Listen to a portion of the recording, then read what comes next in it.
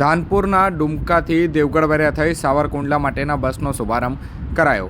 આજે તારીખ 2/6/2024 રવિવારના રોજ સાંજે 6 કલાકે મળતી માહિતી મુજબ દેવગઢ બરિયા અને ધાનપુર તાલુકામાંથી બહારગામ મજૂરી કામ અર્થે જતા લોકો અને ગઢડા અને સાળંગપુર ખાતે જતા શ્રદ્ધાળુઓ માટે આ બસની શરૂઆત થતાં મુસાફરોમાં ખુશીનો માહોલ જોવા મળ્યો હતો। આ બસ વાયા ગોધરા, આણંદ, તારાપુર, ધંધુકા, સાળંગપુર, બોટાદ, ગારિયાધાર થઈ સાવરકુંડલા પહોંચશે।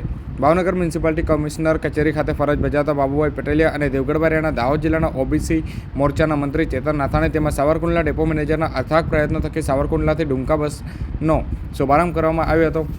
આ બસ સાવરકુંડલાથી ડુમકા ધાનપુર ખાતે ઉપડવાનો સમય જે બપોર 3:30 છે, એવી રીતે ડુમકાથી સાવરકુંડલા જવા માટે પણ બપોરના 3:30 કલાકનો રાખવામાં આવ્યો છે। દેવગઢ બરિયા ડેપોમાંથી બપોરે 4:15 આ બસ ઉપડશે અને આ બસને લઈ દેવગઢ બરિયાની ધર્મપ્રેમી જનતાને સાળંગપુર જવા માટે ખૂબ જ અનુકૂળ પુરવાર થશે। આ બસમાં મજૂરી કામ અર્થે જવા માટે પણ વરદાન રૂપ થશે।